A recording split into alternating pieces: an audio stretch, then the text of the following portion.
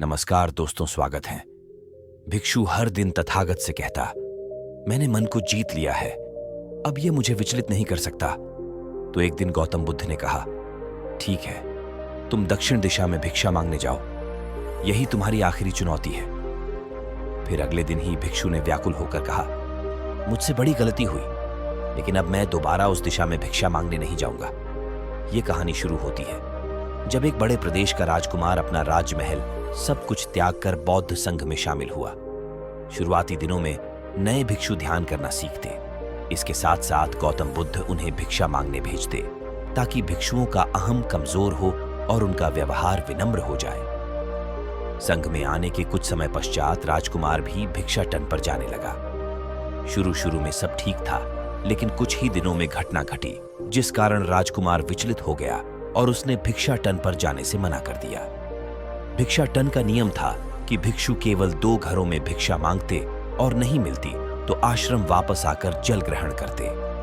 एक बार राजकुमार भिक्षु नगर में भिक्षा मांगने निकला और दुस्सहयोग से भिक्षा नहीं मिली। शुरू में राजकुमार भिक्षु को निराशा हुई, लेकिन कुछ ही पलों में उसका मन शांत हो गया, जैसे कुछ हुआ ही ना हो। बिना प्रयास के आज भिक्षु बड़ा प्रसन्न था।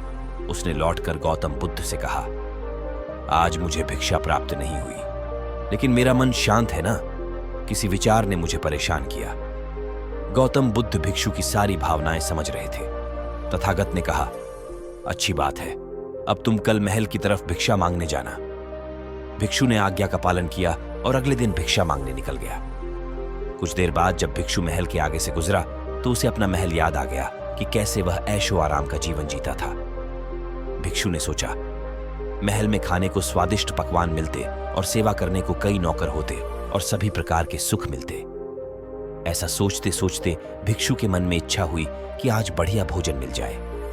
तभी भिक्षु सचेत हो गया कि यह सब अतीत की स्मृतियां हैं और मैं केवल इन्हें देख रहा हूं। पुरानी यादों के ताजा होने से मन में कुछ इच्छाएं प्रकट हो रही हैं, यह भी मैं केवल देख रहा हूं। अगर मैं इन शारीरिक इच्छाओं को पूरी करने की लालसा रखूं तो मैं मन की शांत और यह जागृत अवस्था खो दूंगा। भिक्षु ने महसूस किया कि जब हम स्वयं को 2 कदम आगे ले जाते हैं, चेतना का स्तर ऊपर उठाते हैं, तब मन इस प्रकार के खेल खेलता है। जब हम मन को शांत करने लगते हैं, तब मन हमें बेचैन करने की पूरी कोशिश करता है। भिक्षु यह सोचकर बहुत खुश हुआ, क्योंकि आज उसने आत्मचिंतन से मन के बारे में गहरी समझ और सूक्ष्म दृष्टि प्राप्त कर ली। भिक्षु ने आश्रम आकर गौतम बुद्ध को सारी बात बताई और कहा, तथागत, आज मुझे आपकी कृपा से सूक्ष्म दृष्टि प्राप्त हुई। मन हमें बार बार इच्छाओं में उलझाना चाहता है। महल को देखकर मुझे भी पुराने सुखों का स्मरण हो आया, लेकिन आज भी विचार मुझे छू नहीं पाए। गौतम बुद्ध ने कहा, अच्छी बात है, कल नगर की दक्षिण दिशा में जाना, वहां एक हवेली है, वहां मन और विचारों पर उपदेश देकर आना। भिक्षु बहुत खुश हुआ। आज वो जल्दी जल्दी चल रहा था, क्योंकि वो उपदेश देने जा रहा था। पर दोस्तों, इस बार की यात्रा भिक्षु पर भारी पड़ने वाली थी। कुछ ही देर में भिक्षु हवेली पहुंचा और भिक्षा के लिए आवाज लगाई। आवाज सुनकर एक सुंदर युवती बाहर आई। भिक्षु ने सोचा कि इस युवती की सुंदरता को देखकर मेरे मन में कोई विचार नहीं आना चाहिए, क्योंकि मेरा यहां आने का प्रयोजन तो इसको उपदेश देना है। युवती ने भिक्षु को प्रणाम किया और कहा, आइए, पहले भोजन ग्रहण कीजिए। भिक्षु ने भोजन किया, फिर सोचा कि उपदेश देने से पहले थोड़ा आराम कर लेता तो अच्छा होता। भिक्षु यह सब सोच ही रहा था। इसी बीच युवती ने कहा, श्रीमान, आपने अभी अभी अन्न ग्रहण किया है, अब थोड़ा आराम कर लीजिए, फिर उपदेश शुरू करना। यह सुनते ही भिक्षु सतर्क हो गया। जो योजना वह मन में बना रहा था, यह महिला वह सब बिन बताए करती जा रही थी। भिक्षु ने सोचा, यह सब संयोग है, यहां लोग भोजन के बाद आराम करते होंगे। फिर भिक्षु आराम करने लेट गया और विचार करने लगा कि महिला कितनी समझदार है और इसकी सुंदरता बेजोड़ है। अगर मैं राजकुमार होता तो ऐसी ही स्त्री के साथ विवाह करता। भिक्षु के मन में ऐसे ही कुछ विचार चल रहे थे। इतने में युवती फिर से आई और बोली, अगर आप राजकुमार होते तो मुझे उपदेश कैसे रहते?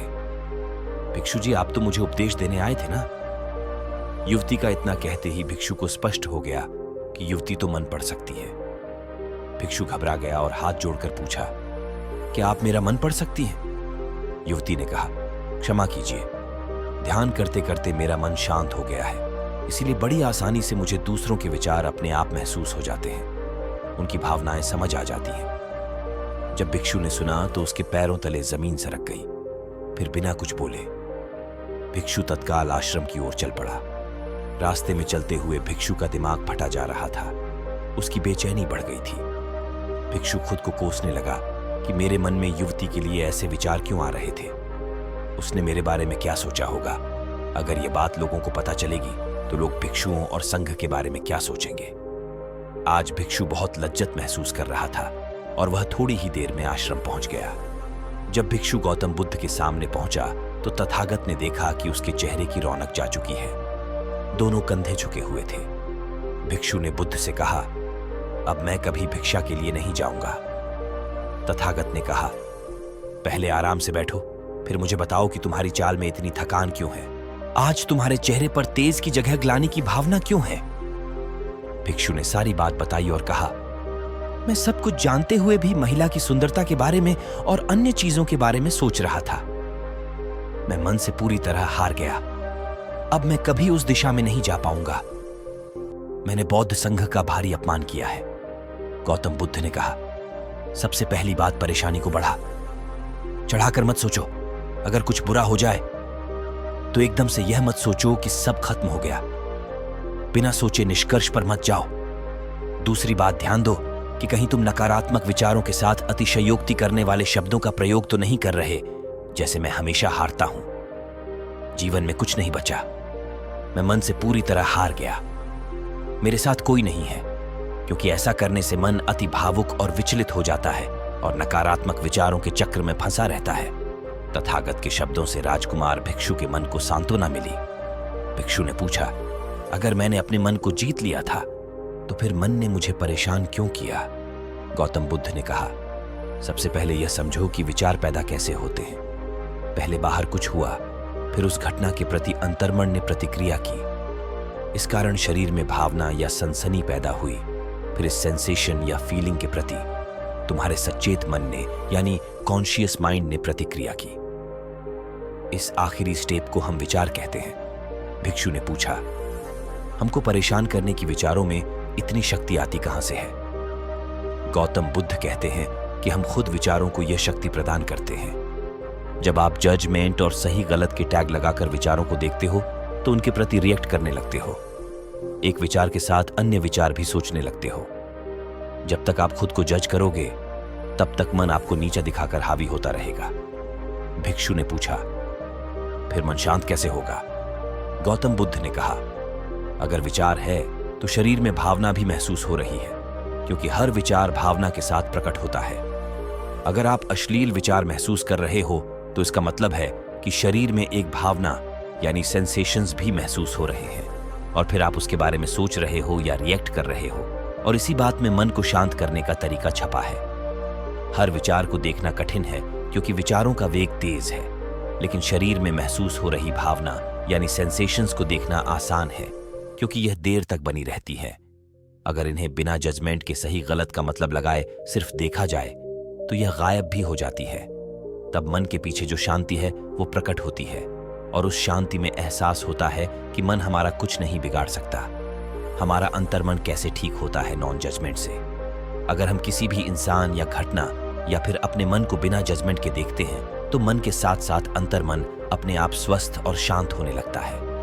अगर तुमने मात्र यह देखा होता कि इस औरत के प्रति विचार केवल मेरे अंतर्मन के रिएक्शन के कारण है और यह मैं केवल देख रहा हूं, मन में बहुत कुछ चल रहा है लेकिन मैं सांस के प्रति सचेत हूं, मैं शरीर में होने वाली प्रतिक्रिया को देख रहा हूं, तब भी तुम सचेत होकर दृष्टा भाव में लौट आते।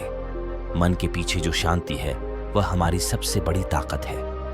हम बड़ी आसानी से विचारों को शांत कर सकते हैं और एक दिन यह जान सकते हैं कि किसी भी प्रकार का विचार, चिंता असल में इस शांति को पार नहीं कर सकता। हम हमेशा विचारों से अछूते हैं। गौतम बुद्ध कहते हैं, तुम याद रखो विचार तुमसे हैं, तुम विचारों से नहीं। तुम हमेशा ही अपने विचारों से शक्तिशाली हो, अपने डरों और चिंताओं से शक्तिशाली हो। अब तुम अगले 7 दिन युवती के घर भिक्षा मांगने जाओगे और ध्यान रखना, अपने विचारों को जज मत करना।